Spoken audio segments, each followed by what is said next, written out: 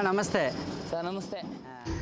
இவங்கெல்லாம் கர்நாடகா கஸ்டமரு. இவங்கெல்லாம் நம்மக்கிட்ட ஆல்ரெடி வந்து வாங்கி இருக்கிறாங்க. இதெல்லாம் பழைய கஸ்டமரு. அப்பப்போ வருவாங்க. வந்து நம்மகிட்ட வாங்கி கொடுப்போம். இவங்க வாங்கி விற்கிறவங்க தான், வியாபாரிங்க தான். இவங்களுக்கு நம்ம வாங்கி கொடுப்போம். என்ன இவங்களுக்கு வாங்கி கொடுக்கணும், அவங்க ஏரியாவுக்கு விற்கிறதுக்கு தகுந்த மாரி முன்ன பின்ன நம்ம அனுசரித்து வாங்கி கொடுக்கணும். நம்ம வளர்ப்புக்காரங்கன்னா 1000 2000 எச்சு முச்சு போனாலும் பொருள் நல்லா இருந்தால் போதும், நம்ம வாங்கி கொடுப்போம்.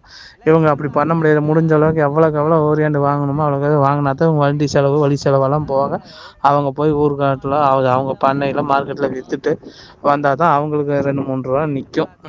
அதனால் அது மட்டும் கொஞ்சம் அவங்களுக்கு பார்த்து நம்ம தெளிவாக எடுத்து கொடுக்கணும். இருந்தாலும் அங்கே சிந்தாமணி அதெல்லாம் விட்டுட்டு இங்கே ரேட்டு கம்மியாக இருக்கிறனால தான் இவ்வளோ தூரம் கர்நாடகாவில் இருந்து வராங்க. இத்தனை கிலோமீட்டர் கழிச்சு இங்கே நம்மக்கிட்ட மாடு வாங்க வராங்க. இவங்களுக்கு நம்ம இன்றைக்கி மாடு எடுத்து கொடுத்துருக்கோம். நிறைய பேத்துக்கு நம்ம பண்ணி கொடுக்கோம். கர்நாடகாவிலேருந்து நிறைய வராங்க. சிந்தாமணி சந்தையை விட்டுட்டு இங்கே வர்றவங்களும் வராங்க. இது இக்கரைக்கு அக்கறை இங்கே வேறு. அங்கே இருக்கிறவங்களுக்கு இதுதான் பெஸ்ட்டுன்னு தெரியும். இங்கே இருக்கிறவங்களுக்கு சிந்தாமணி போனால் பெஸ்ட்டுன்னு தெரியிற வரை இப்போ பார்க்குறோம். அதனால் அது மாடுகள்லாம் ஒன்று தான். அங்கத்த மாடு இங்கேயும் வருது, இங்கத்த மாடுகள் அங்கேயும் போகுதுங்க. அதாவது பண்ட மாற்ற முறையாட்டம் மாடுகள் எல்லா ஊருக்கும் ஷிஃப்ட் ஆகிட்டே தான் இருக்குது. நாம் பார்த்துக்கிறவங்க நல்லபடியாக பார்த்தா தான் எந்த ஊர் மாடாக இருந்தாலும் தாங்கும், எந்த ஊர் மாடாக இருந்தாலும் பால் கறக்குங்க. அதுதான் வித்தியாசங்க. ಕಳಿಸ್ತಾ ಇದ್ದಾರೆ ಇಲ್ಲಿಂದಲೇ, ತಮಿಳ್ನಾಡಿಂದಲೇ. ಸರಿ ಸರಿ, ಓಕೆ ಓಕೆ. ಎಲ್ಲ ವ್ಯವಸ್ಥೆ ಸರಿಯಾಗಿದೆ.